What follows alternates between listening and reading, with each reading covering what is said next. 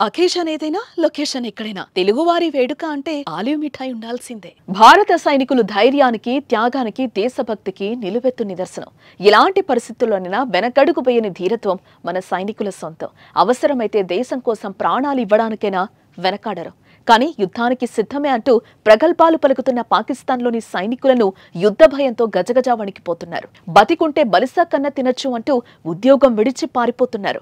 ప్రాణభయంతో ఒత్తిడి తట్టుకోలేక ఇప్పటికే 4500 మంది సైనికులు, 250 మంది సైన్య అధికారులు పాక్ సైన్యానికి గుడ్ బై చెప్పేసినట్టు కథనాలు వెలువడుతున్నాయి.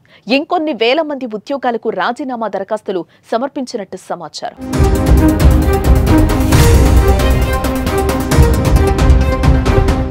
అంతెందుకు, ఇలాంటి సమయంలో సైన్యానికి ధైర్యం నూరుపోసి కథన రంగంలో దిగాల్సిన పాక్ ఆర్మీ చీఫ్ మునీర్ పత్తా లేకుండా పారిపోయాడు కదా.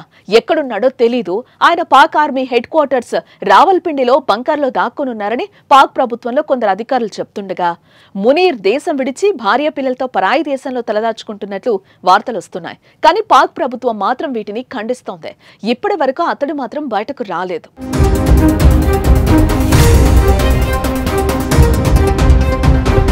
భారత్తో యుద్ధ మేఘాలు కమ్ముకున్న వేళ ముందడుగు వేయాల్సిన సైన్యంలోనే తిరుగుబాటు మొదలవడం ఆ దేశాన్ని మరింత ఆందోళనకు గురిచేస్తోంది. అందుకే సైన్యంలో స్థైర్యాలు నింపేందుకు inter services public relations DG major general Faisal Mohammad Malik ను రంగంలోకి దించారు. రక్షణ పరంగా పాక్ ప్రధాని, రాష్ట్రపతులకు సలహాలు, పాక్ సైన్యం, ఇతర దర్యాప్తు, ఇంటెలిజెన్స్ సంస్థల్ని సమన్వయం చేసేలా అసీం మాలిక్ కు పాక్ ప్రభుత్వం ఎన్ఎస్ఏ అడ్వైజర్ గా అదనపు బాధ్యతలు అప్పగించింది. ఆయన ఆన్ డ్యూటీలో వచ్చేశారు. పాక్ సాయుధ బలగాలు మనోబలం కోల్పోవద్దని, దేశానికి విశ్వాస పాత్రుడుగా ఉండాలని మాలిక్ రాసిన లేఖ వెలుగులోకి వచ్చింది.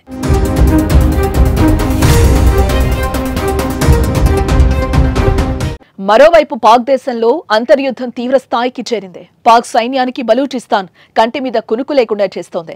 సింధు రాష్ట్ర రైతులు ఉద్యమిస్తున్నారు. ఇప్పుడు భారత్ ఏ క్షణమైనా దాడి చేసేందుకు తుపాకులు ఎక్కుపెట్టి కూర్చుంది. దీంతో పాక్ ప్రభుత్వానికి ఏం చేయాలో తెలియక తలలు పట్టుకుంటున్నారు.